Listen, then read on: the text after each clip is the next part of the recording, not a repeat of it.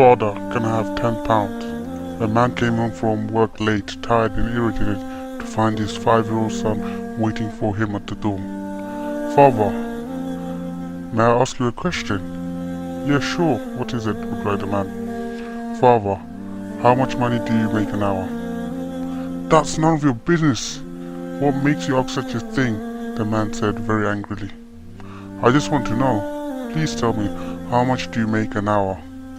pleaded the little boy. "If you must know, I'll make £10 an hour."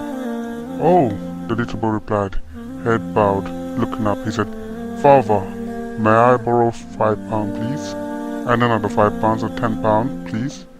The father was furious. "If the only reason you want to know how much money I make is just so you can borrow some money to buy a silly toy or some other nonsense, then you march yourself straight to your room and go to bed. Think about what you're being so selfish. I work long, hard hours every day. Don't have time for such childish games." The little boy quietly went to his room and shut the door. The man sat down and started to get even madder by the little boy's questioning. How dare he ask such questions, only so that he could get some money off me.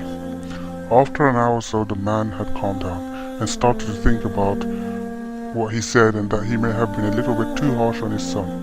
Maybe there was something he really needed to buy with that £10, and he really didn't ask for money very often. The man went to the door of the little boy's room and opened the door and said, "Are you asleep, son?" he asked. "No, father, I'm awake," replied the boy. "I've been thinking maybe I was too hard on you earlier, son," said the man. "It's been a long day and I took my anger out on you. Here's that £10 you asked for." The little boy sat straight up, beaming. "Oh, thank you, father," he said, and yelled very loudly. Then reaching on his pillow, he pulled out some more crumpled up money. The man said, seeing that boy already had money, he got very angry.